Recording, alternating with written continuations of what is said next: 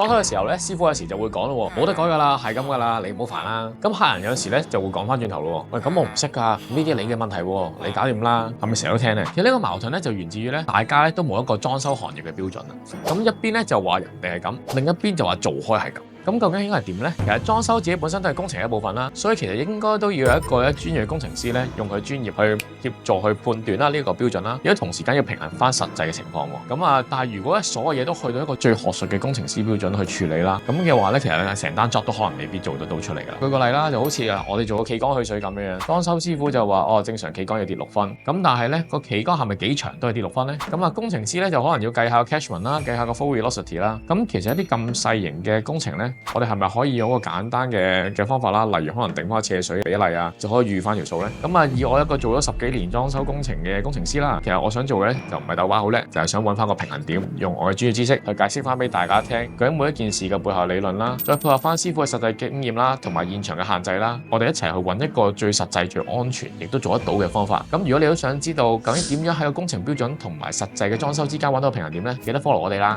我係工程師 Andrew，follow 我哋話俾你聽多啲工程上嘅知識。